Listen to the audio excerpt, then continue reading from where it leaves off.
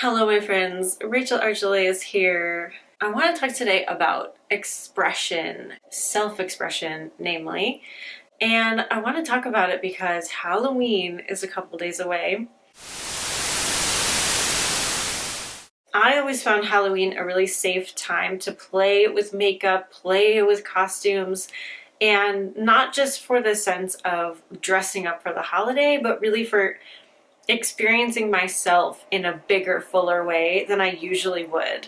At first, I wasn't really aware that I was putting on this alien makeup or this butterfly makeup or this princess outfit to enhance my life and to get to know my truth even more. But in the last few years before this whole intimate alien thing, I kind of figured it out. I was like, at this point, I'm dressing as the same thing every holiday season. It always has some big extravagant eye makeup and a wig, and this is pretty cool. Like I'm pretty into this. This feels more like me than a costume. This was the last Halloween that I had before Intimate Alien came, and you can see the eye makeup. Like that's exactly what I was doing for a few years. And the fun part about this retreat was that the girls dressed up as well and they weren't expecting it. So they were really resistant at first, being like, yeah, that's not really me, that's not my thing. But they got so into it and we had such a fun night marauding around as our Halloween selves. And then after that, Intimate Alien came in, and she is a non-physical being that is also a part of me. And she likes to have a look. She has a preference for how she wants to look on this planet. And it has influenced me in my life all growing up. Like when in my teens, I always had colored hair, and I experimented with makeup a tiny bit, but only in the sense that like I wore purple eyeliner as lipstick sometimes. And I know my mom bought me like green mascara one year. So I didn't wear regular makeup to school or to work or anything. I would just wear the colorful stuff once in a while when I felt like it, which is pretty much what I do now. So I'm wondering, do you have a drive to experiment with your look? Whether it's going like big colorful or more minimal, have you ever thought about shaving your head? Have you ever thought about wearing wigs more often? This is such a good time to play around with that, investigate, like ask yourself, if I could look more like my truth, what would that be? Maybe you already are looking exactly how you feel inside, but for me at least, like that changes all the time. Sometimes I want to look really polished and chic and put together, like, wearing a suit. I'm on my way to Sundance. I'm wearing this really cool outfit. I didn't know if I was gonna like dress cool or not. And then, yes, I am. And then sometimes I want to look like, alien rocker chick, and that is what feels good in the moment. So for me, it changes a lot. For you, it could change, it could stay the same. But again, Halloween is like the perfect time of year to experiment with that. And I remember needing that as well. I love that Halloween can be a guise for experimentation, because after I divorced my husband in my mid-20s, I was left really insecure and really not knowing how to show up for another person. So when I started dating this guy that I'm with, which was a couple years after I'd gotten divorced, I was still stuck in this mode of like not wanting to do something that he wouldn't like. And so when I dyed my hair green for the first time, it was like really nerve-wracking for me. I knew he loved me no matter what. I knew it wasn't a big deal, but there was just a part of me that was so scared about it, like I had never been before.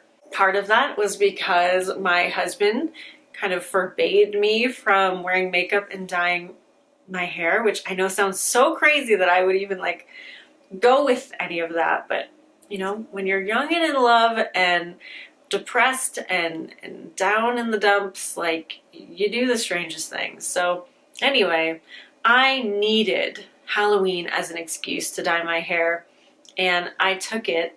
And I remember going to my like breakfast place and them complimenting me on my hair, and I was like, oh, it's just for Halloween. And they were like, okay, well, it's nice anyway.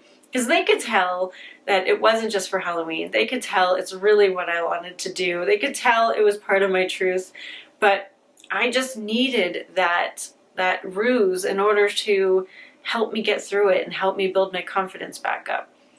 You know, same with makeup. For the longest time, I was just not a makeup person. And the fact that when I wanted to wear makeup, it was like this or more, really, I didn't know how to deal with it. I didn't know if it was okay. I didn't know if it was too much. It was like a really big source of insecurity for me. And so at Halloween, like, yeah, no question, I can do whatever I want.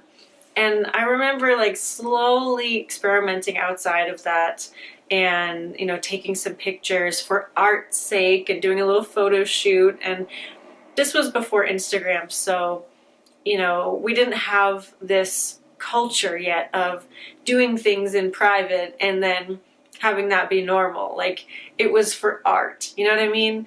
And I love that we're so casual these days. I love that there's no question that, of course, you can experiment and then still live your regular life and not have to put all this on every single day. Because that's another thing that I used to think about. You know, I had a teacher, a business teacher, who would always talk about getting dressed up before business stuff, before meetings and videos, and, you know, wanting to appear polished and put together and rich.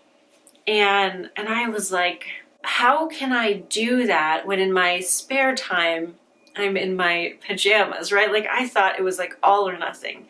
Like, you have to be one person all the time. You know what? None of us are. We can't be anyway. Like, we can be who we are in the moment, and that's it, right? I'm not the same person in every single moment in the way that I express myself. I'm the same person deep down. You're going to get the same Rachel, but I might look very different from moment to moment. I'll be using different parts of myself depending on where I am or, you know, what's needed in that moment. And, you know, that's okay. Like, integrity is a whole process. It's not just like you have to be every single thing in every moment. That's just something that you learn with age, but it's also something that you learn with use, experimenting, being yourself, knowing that you are you in every moment, no matter what, and not artificially suppressing yourself. You know, I definitely did that for a long time for many different reasons. Take this opportunity, you know, like, go all out, figure yourself out in a beautiful way, in a fun way, and document it if you want to. You know, I have clients come to me that say, I am choosing you as my coach because you show up in the world differently and it doesn't seem to bother you. And that is true now, but I still have edges to go through. You know, like, sometimes I do feel a little uncomfortable out in public as a timid alien at times. And it's when I'm bringing her energy through, she isn't uncomfortable, but sometimes I'm like, oh gosh, like, we're really being an alien in this public place. The look, though, it doesn't bother me whatsoever. I go out like this all the time, and it's really, really fun for me. I've loved that so much. I was just at my coffee shop, actually, getting some coffee and tea for me and Eric, and decided to go in like this because this is what I look like right now. And it's so much fun because, like, people look at you and they're like, what's going on? And some people smile and are like happy to see glitter or color. There was a newish barista who was like, oh, Rachel, I wouldn't have recognized you. And that's always fun too. So it's like, I get all the reactions possible, like the ignoring, the looking, the happy, the indifferent. Like, it doesn't matter, and you just get used to it. If you remember that it's never about you, it's always about them. So however they're reacting, it's just based on them, their mood, their beliefs. Like, you get to hold your energy clear and steady. And I know sometimes that takes some exposure, that takes, you know, trial and error on how to do that. But you can get there. It is not really that big of a deal. Do it a couple times and you're like, ah, this is old hat. I forget that I'm wearing this stuff, which usually I do, except that this wig like is so puffy it like goes in front of my face and I see, oh yeah, I'm wearing a pink wig. So yeah, get out there, give it a go if it is interesting to you. It didn't always work like that. You know, like I said, I used to have a lot of hang-ups, a lot of insecurity for different reasons, and it was just doing it at my own pace and with the help of these holidays that really helped me out. I am excited for you. I can't wait to see how you show up on Halloween, but also in your daily life. If you have any questions about self-expression and confidence, let me know. But I just wanted to make you guys this quick little message in case you needed a little boost before Halloween. I wanted to share just a few more pictures with you for some more inspiration.